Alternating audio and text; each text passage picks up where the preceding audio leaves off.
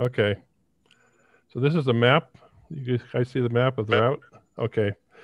This is an 1865 map done by the Army after the war, showing the entire length of the route. City Point was over here on the right on the James River, and it ran for 18 miles all the way over to the Globe Tavern. And it was part of the siege support for the Union Army's besieging of Petersburg, which was being besieged because Petersburg was the main railroad supply network to Richmond and what was left of the Confederacy at the end of the war. So what we have decided to do is model this entire route and the city of Petersburg, and we are 2 years into it. So we started out with developing the City Point base, and this is another map, Army map dating from 1865 that had all the buildings, and basically we made all 250 of them. And then we've been developing all the assets to go with it. So this is an aerial view of City Point in 1865. The Army came in with a construction corps and in about 5 months built all these structures. They were temporary style, simple board walls and shingle roofs. And all these housing down here on the left were the housing for the construction workers who were mostly freed slaves. They had 8,000 of them that were working as a construction gang. Wow. So we've recreated all of this. This is the James River in the background. This is looking northwest. And this is a view of the main rail yard at City Point. We've laid all the track now up to about halfway along the route. We have been able to develop stub switches that are animated. The track is indicative of what they used then. The major buildings all have interiors. So the engine house, the car shop, the machine shop, all have detailed interiors. We've developed about 60 to 70 individual passenger cars and freight cars and a roster of about 25 locomotives. And continuing that, what we've been doing recently is detailing the City Point, which means adding figures. The figures are individually modeled using historical photographs. We also had to develop all the equipment for them, the artillery, horse-drawn wagons, and we researched the uniforms and the regiments involved using this kind of study. We colorized the photograph to get a sense of them. We've used the faces on the models as much as possible. These are actual historic Civil War era items that the soldiers used. And we used photographs to study them to do the different layouts of figures. These are uniforms, officers' uniforms with the rank badges. And we tried to develop realistic figures in natural postures that were based on what we found in the photographs. And this is a soldier resting. This is one of the company marching. So we tried to develop as much as possible realistic figures to populate the entire route. These are sailors for the naval ships involved and naval officers, and the camp cook with all the equipment.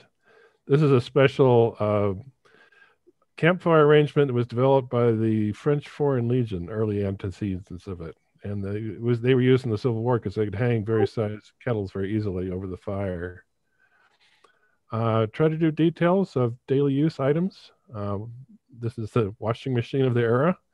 Medicine bottles were often in blue glass to make them last longer. These are carpenter's tools, detailed from actual surviving tools of the era. And we have these placed in all the shops and workers using them. We also have plan books, log books, receipts, ledgers that were used for record keeping. Everything was handwritten back then. Beautiful copper plate handwriting.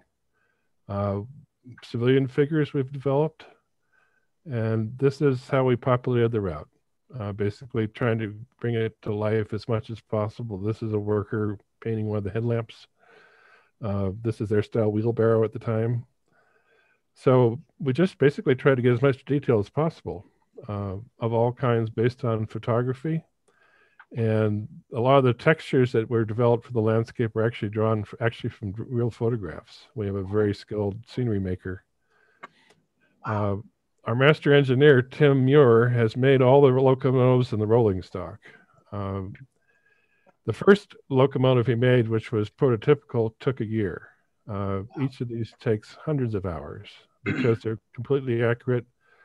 Trucks, working mechanism, it's all animated. So basically the locomotives look like the real thing. The controls in the cab are all operable. You have two different drive modes for the simulation. One is basically you just push a button and go. The other one is you have to operate the engines as they were. So you have to watch the water, you have to watch the wood level. All that is calculated in the simulation. So we've pretty much developed the rolling stock and the locomotive roster for the Union side. We're now branching out to the Confederate side, but we have now enough of all the main Union railway locomotives and cars. They brought down 25 locomotives and about 250 cars, mostly freight cars with a few passenger cars. They were brought in on barges.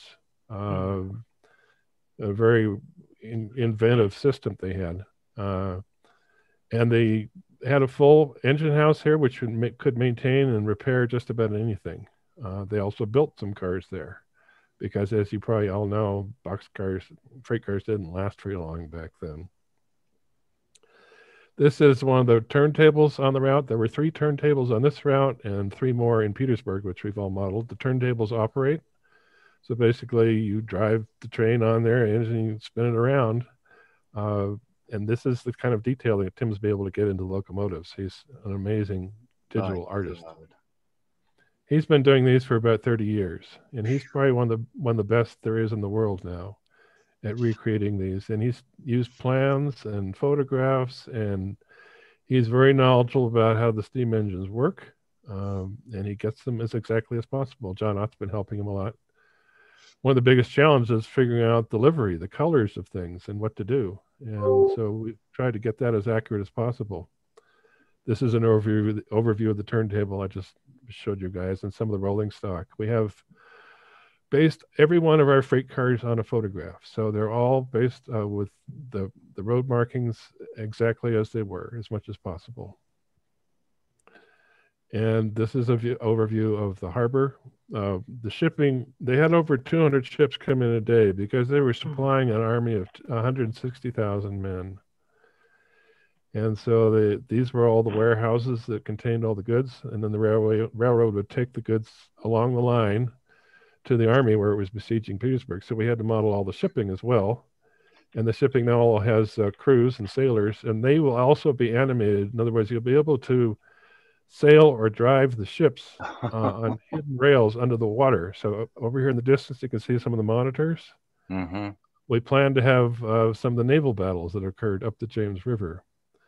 There was an encounter between the Confederate James River Squadron. They had 5 large ironclads at Richmond and a number of steamships, and they brought them down the river to try and attack City Point. So we'll be including that in the capacity of the simulation. But the shipping was beautiful. I love doing the ships. So these have all been developed by photographs that are named for ships we know actually operate there. This one, the distance is a mail packet. They brought in the mail every day. This is the activity around the harbor. And we had to develop all the the wagons are based on prototypes. The boxes and the crates and the barrels and everything are based on photographs as well. As much as possible, we try to get everything accurate. Chris? Yes, sir. Will the sails, will you be able to raise and lower the sails? No, not yet. Only you, DC. Well, I mean, it's possible. That'd be cool. Sorry. It would be very cool, but I'm not sure if I have the time. This is the coal dock, and this ship here is the River Queen, which was the high-level executive transport that brought President Lincoln down several times. So it's a beautiful ship. Really enjoyed modeling that. They had portable steam engines. This was what for pumping water for the water tanks. They had a number of them in different locations. This is a close-up of the kind of detailing we have. This is the dispatch officer here at the dispatch desk. Some officers checking things out. And basically, we'll have activities where people can get in the engine house, take it into the yard, make up a train based on a train order, and take it out. That's how we plan to do it. This is the interior of the engine house, and we try to get as much detail as possible. Just to try and have a complete record of the time and the events of that age. And this is some of there was a village at City Point. So these are some of the local people that stayed on. Not everybody evacuated, and then the Army occupied a lot of these houses as headquarters.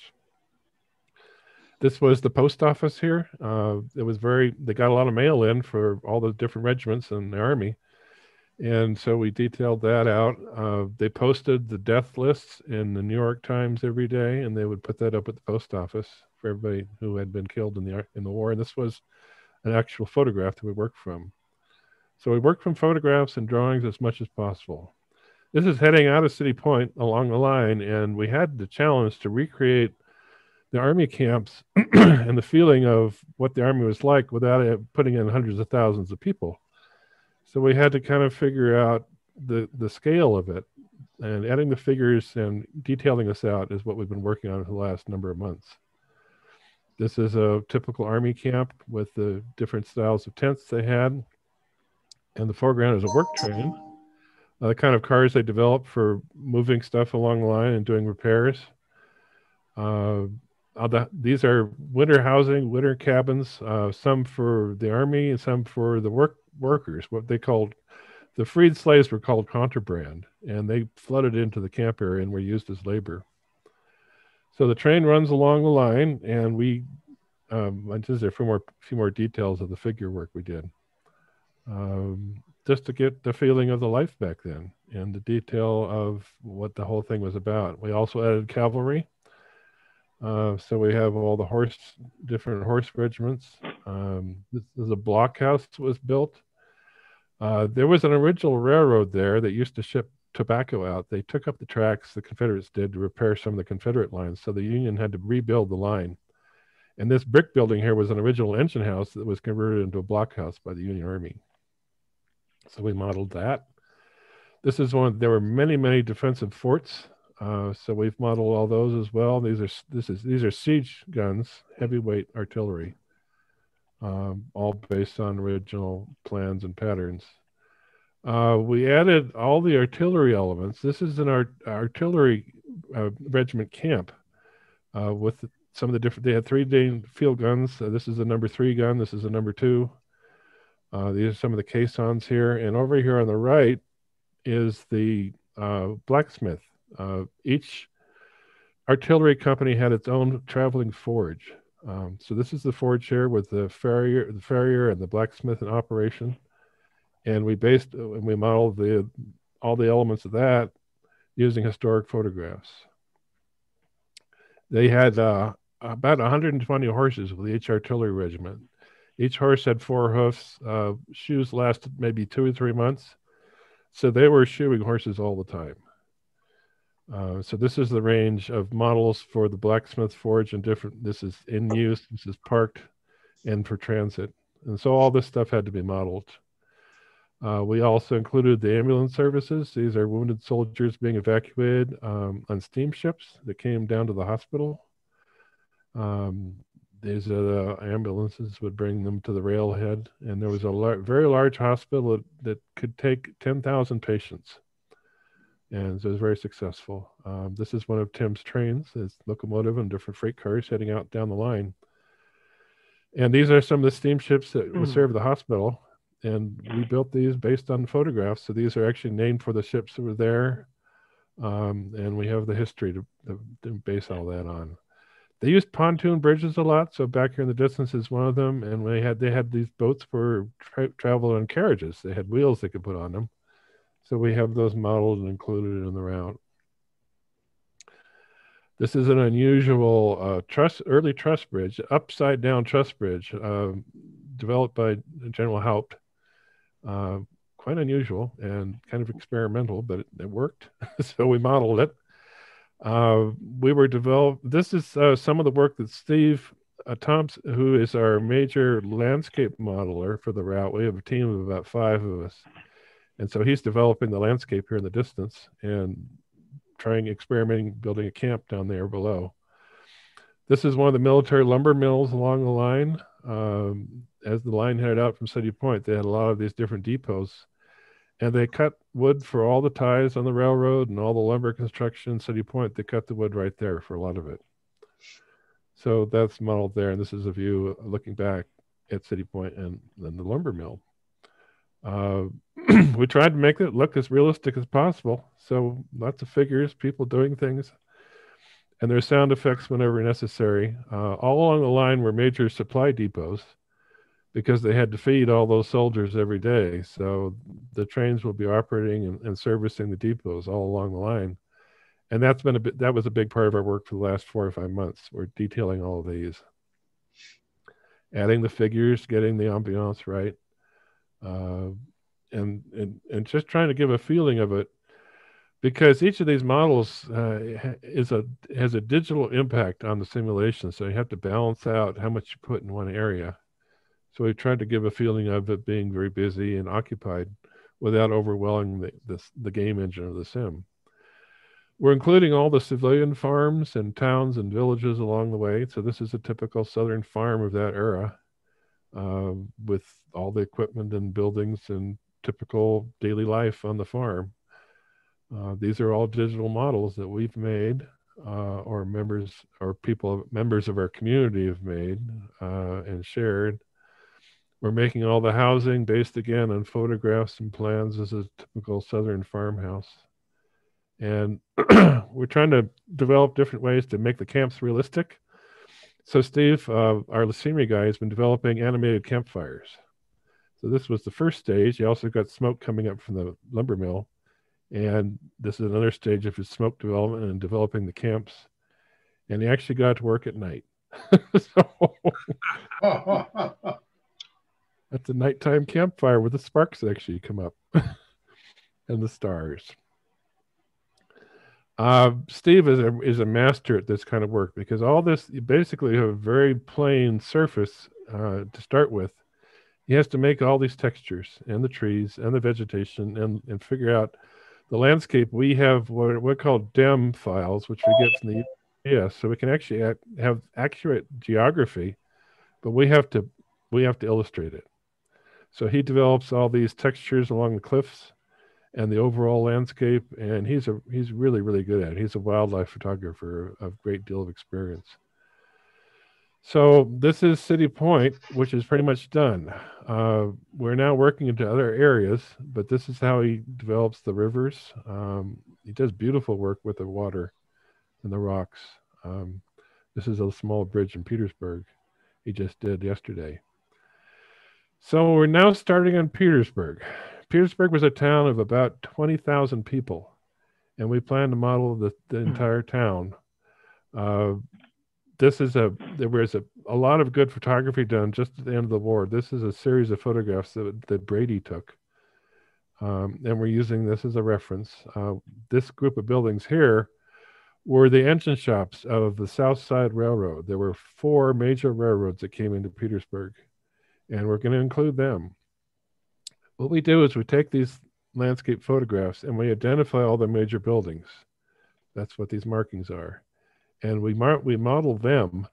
We can't model every building.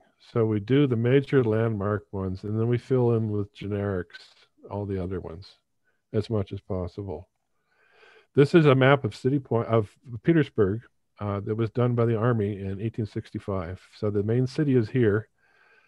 This is one of the railroads coming here, the South Side, and we have developed the depot and the rail yard here for it. The Weldon Railroad came in from here, and they had a large roundhouse that I'll show you a picture of right here. And all these railroads connected up, and this took them into Richmond. So it was the main supply line for Richmond. Plus, Petersburg was like the Detroit of the South at the time. They had a huge tobacco industry there, and that had 20 mills for tobacco. And then Once the cotton gin was invented, it became the cotton center for the South because the cotton could be brought here to Petersburg and processed, and ships could come up the river here, and there was a deep water port, deep water for ships of that era. Um, so the railroad brought all the supplies and the services into the town, and the city was very prosperous.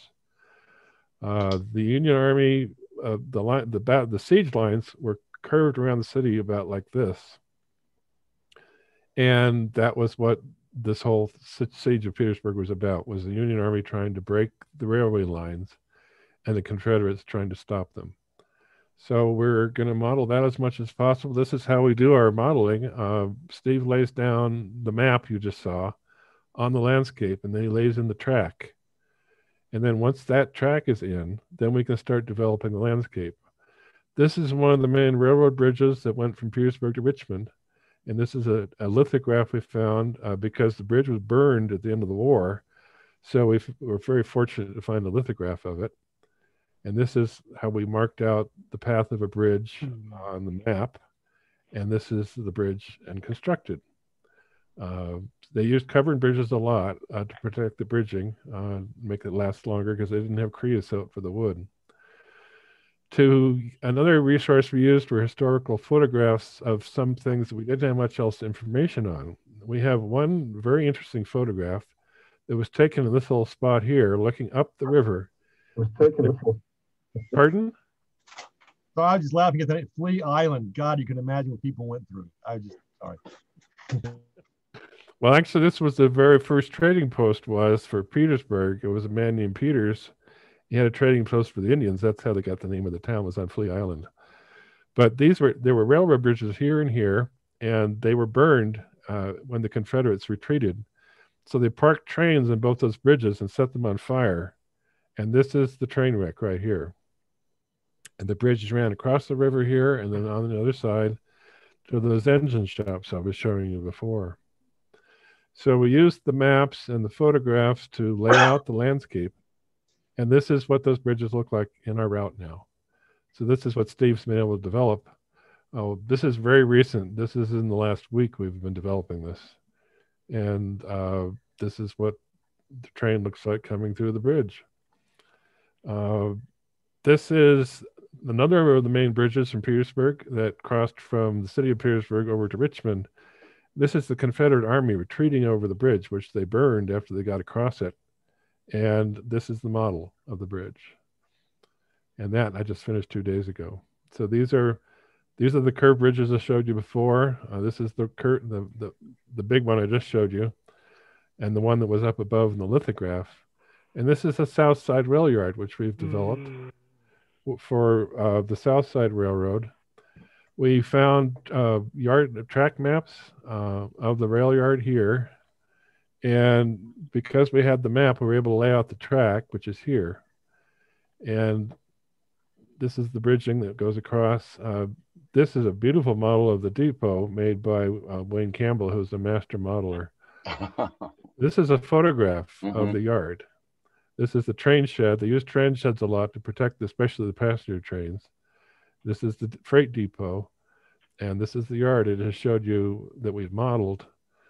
And this is how it started out. These are some of the stub switches we have. Chris, I have a question, quick question. Yes, sir. So when you call that a train shed, it's interesting because on the W&A, train sheds in like Atlanta, Chattanooga, and Dalton, they were the actual station. In Petersburg, this was just a place to cover them, correct? It wasn't the railroad station. It was actually the railroad station. They called them car houses. Right. So the passenger train would come in here. The passengers would usually come on a carriage, horse-drawn vehicle of some sort, or omnibus. They'd either picked up or dropped off here. So, but right over here where the roof is was a pass-through. So basically, the passengers would come the other side and come through, and then get into the train. And that, so that's the depot. This is how we develop the information to do the modeling of the engine shops, which I'm working on right now. This is the carpenter shop here. This was the machine shop, and this is the engine house on the other side. And they built their own they built all their own freight cars at the South Side Railroad. And this is cars under construction right there. Wow. Oh, And neat. and they built 25 locomotives right in Petersburg. There was a locomotive foundry. So we're modeling all that. This is a lithograph just after the war showing the engine shops and the carpenter shop that I just showed you the photograph of. And this is how we develop the dimensions. We have a architectural engineer on our team, Paul Gorski. He's been a partner of mine in a number of projects. So he does the elevations and layouts and gets all the numbers for us. And this is the carpenter shop under construction right now. I worked on that this morning. So in process. And this is how we lay out the roads and the yellow lines are the tracks. Basically, the three main railroads were connected in a huge Y. So they can move trains all over the place using that system. And this is the roundhouse on the Weldon. And a lot of interesting detail in this one. This is one of the coal jimmies right here. There was a coal mine right near Petersburg, so they had a lot of coal jimmies and having to make those, model those. These are some of the local freight cars. These are funnels from locomotives. These were cars under construction. Oh, okay. And Paul Gorski, our architectural engineer, is modeling the roundhouse. He's an expert at making roundhouse. He's made several already. And it'll be fully functional. The doors will open and close. The turntable will turn. The locomotives will come and go. And the way the simulation can work is we can set it up to run itself. So basically, the trains can operate on a schedule without anybody having to do it. So we can set it up as a museum display. This is Steve developing the cobbled streets.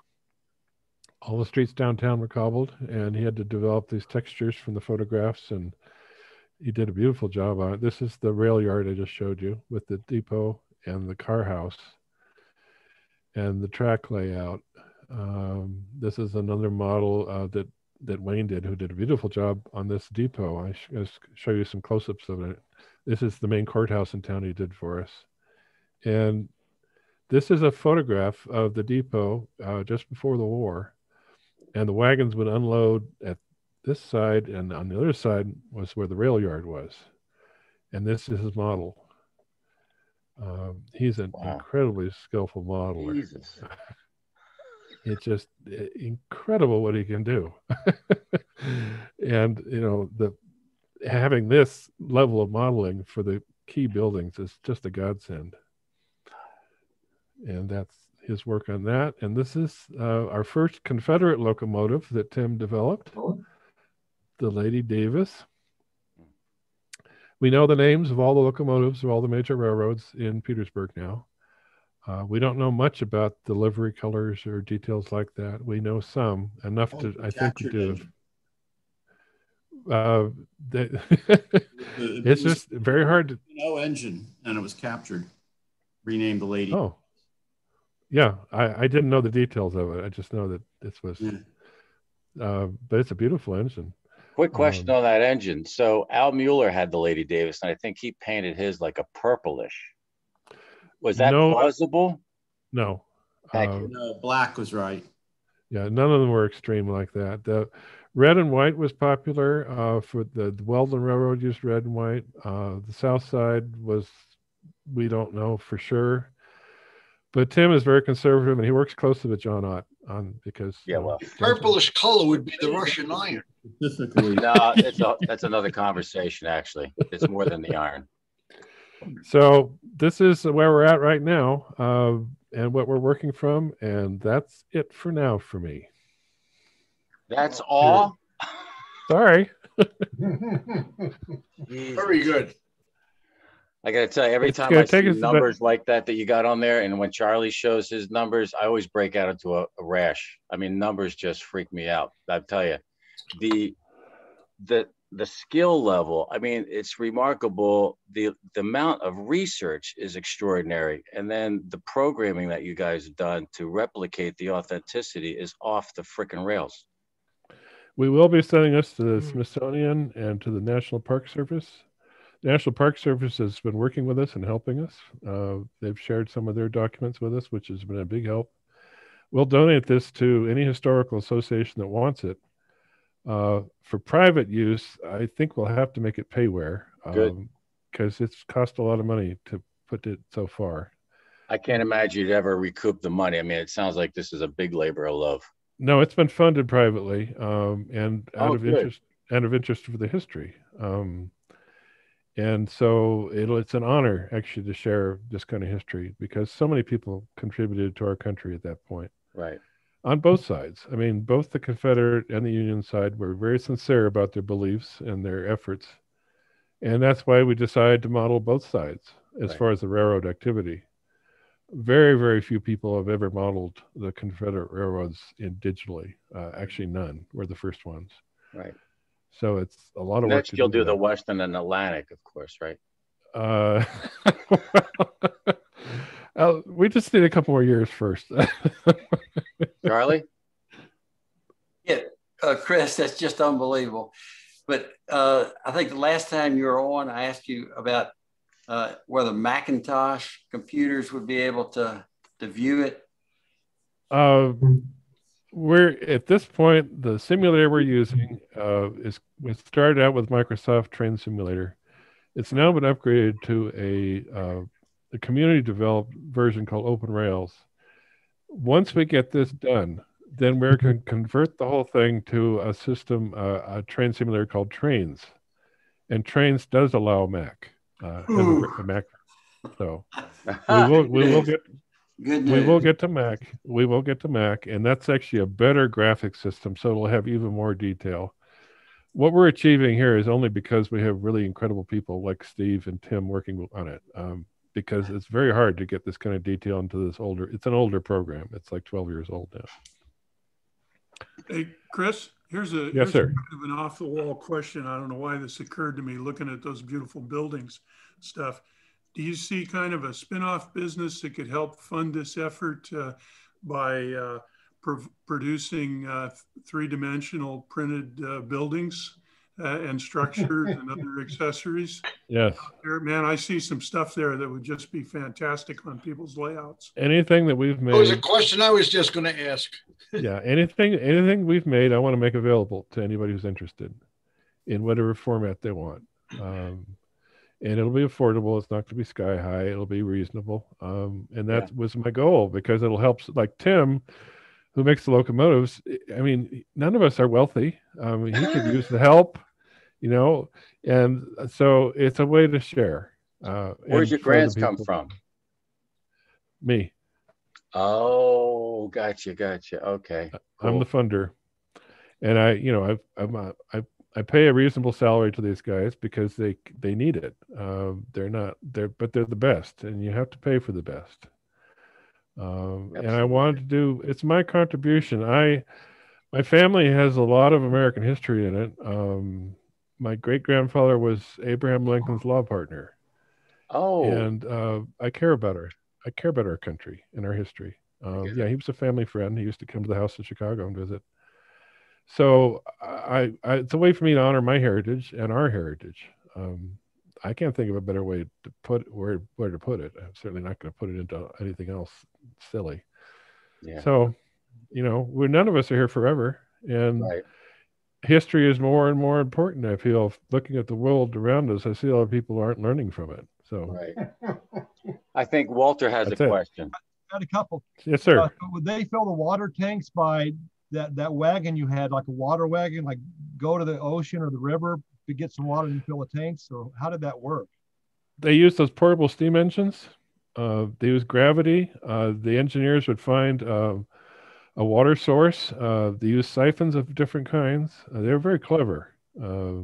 Their hydraulic engineering was amazing. So they're able to supply tanks all along the line. As far as I know, they didn't use water wagons to load the tanks. They always found some kind of source that they could then either use the portable steam engines or some other system. In the city, like in Petersburg, they had a water system. They had a water network. They had gas lighting in the city. So it was a very civilized city. So they could supply the railroad tanks over there with their own water system. So you had a work train there with a crane on it. Would that be like we're just taking trucks to go off of it, or could that act like re-rail cars? Or it could do anything. They were very clever in that way too. They had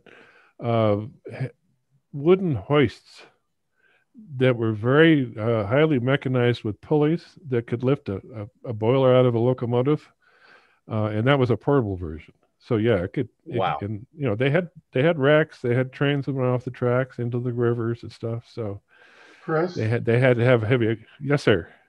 okay. On that crane, that really caught my interest. Is there a prototype photo? Yes. Of that? Tim has the There is. information. Yeah, Tim has the information. I can get it to you if you're interested. Cool. That was just something I hadn't seen a crane like that before. And everything we've got has history. There's no Disneyland. That's what I thought, but I could just I'm going to see that. Yeah, I'll get the information for you. Cool. 2 questions came up in the chat. One is excuse me. What's your language? Thank you. After I preach to you Put a guys. bucket in a jug. A question came in. Is it 64-bit? Do you know what that means? Yes, sir. Is it 64-bit was the question. Yes, it is. Got it. And we're thinking of switching. If somebody's technical, we use 11x, but we're also thinking of switching to Vulkan, which is a video format. So anyway. And the other, is there a website or blog that somebody can come see what you guys are doing? Not yet, but we will have one. We plan to publish full documentation, and when we do these projects, we usually do a number of books to go with it. So there'll be a historic description, there'll be a roster of all the locomotive and rolling stock, and maps and photographs. So there'll be full documentation with it when we release it. So. Yeah, the 4-volume set, right? I get it. Way cool. Our historical archive now is 15 gigabytes. So. See, I'll have to call up DC leader and ask him to translate that for me. But it's not a lot. It? It's that's all I need to know. Thanks for the translation, Paul. I started researching. I work with terabytes all the time, so with gigabytes is nothing. Yeah. I was thinking as you were finishing up there, Chris, that I think a lot of, if not everybody, feels the same way I do to some degree, is, it's always great when you can find the next generation's interest in what we do. And I'm thinking possibly that what you have to offer, given how techno, a lot of the younger folks are, that could be a great way for them to participate in this, if not even be a gateway into doing the real modeling that we do. So, what you're doing is hitting a lot of fronts, man. That's one of my hopes, because young people these days don't read books anymore. Right. Yeah. They don't even write by hand, and they don't even write checks or anything. They all do it online. So this is a way to give them a visual access to, with a solid historical foundation, and get a feel for it. Right. And it's doable by people who are in limited situations. They have a desktop for a desktop computer, but they don't have a room for even an N-scale layout. So yeah, so it's an alternative. You guys, I totally respect. I look at the work you're doing, and it's beautiful. All that the craftsmanship that you all engage in. I can't do that. I'm limited in some ways. My health isn't wonderful. I've had my challenges. I'm not getting younger. And I don't have time to learn what all you guys can do. This is something I learned because I had a series of operations and I couldn't do a lot. So I learned this. I was a professional artist for 40 years. And so with that background, I thought, well, what can I do with that? So I started learning how to do things digitally. So were you a painter artist? Yes, sir. Wow. I showed all over the country and in Europe, and did about 1,200 paintings in my career. Showed in New York. Like landscapes or portraits? Yep, landscapes. I was a purely realistically, but kind of impressionistic. It's under my name, ChristopherGerlach.com. It's an art website.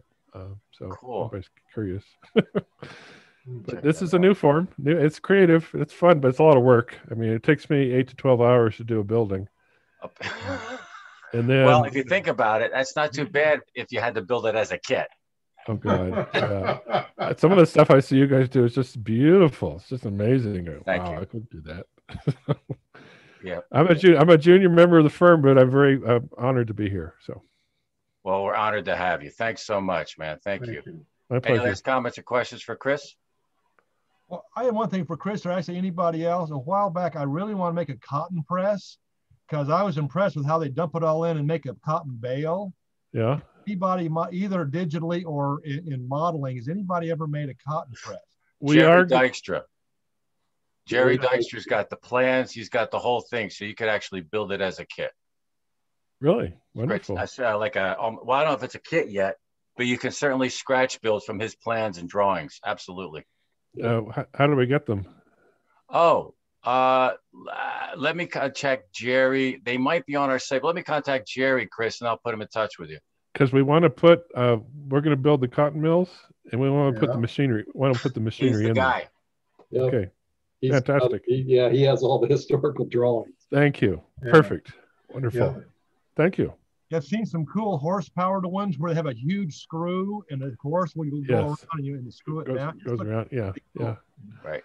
Wonderful. What I find amazing is that you are doing what we do in 3-dimension with wood and plastic and things like that, and you're doing it in the digital world. It's unbelievable. Well, to my knowledge, nobody else has really tried it to the level we're doing it. I call it deep dive simulation because I want the whole feeling of the whole world. That's why I do all the little stuff and the big stuff and the people, and I want the feeling to be there. And we can do different kinds of weather. Our simulation, we get rain, snow, daytime, nighttime. It goes through the whole day cycle. So I got another technical question for you from my buddy Andy. He says, whoops, it disappeared. Hang on. Can we use an Oculus headset? Not yet. Not yet. Okay. No, it's not designed for that. Hey, you must have heard about a person, I think a woman named Zoe, who was doing the Western and Atlantic. Yes, she was the ancestor of some of our work because she got a couple of guys together and they made some of the artillery we have 14 years ago. So wow, she was the beginning of it, long time ago. Did she pass away? Yes, she did, sadly. Yeah. Got it. So she was kind of one of the ancestors of all this. Right. So. I still got some of her drawings, yeah. Yeah. I'm looking at some of your paintings. They're quite impressive. Well, thank you. Thank you, sir. You don't paint backdrops, do you, by any chance? I was waiting for one of you guys to ask. I wasn't going to do it. I was thinking about asking it. I'm looking at your paintings, and they're awesome. I wouldn't mind helping. You know, I'm a little limited on time and energy at the moment, but a little bit down the road. Maybe you can paint something and have it where you can send it to these guys and they can print it out as their backdrop. Yeah, I can do that. I can do that. It's not impossible, but I am limited, and I have trouble finding time for sleep. Gotcha. Cool. Thank you, guys. Appreciate it. Thank you. That was brilliant. Thank you. Well done, man. Well done. Very impressive. Thank you. Okay, folks, that's a wrap for tonight. Thank you all. It's great to see you. Stay well, and I'll keep you posted as to what's coming next, and the recording will be available tomorrow. Excellent. Thank you. Great. Thank you, everybody. Good night. Good night. Good night. Good night, you all. All right.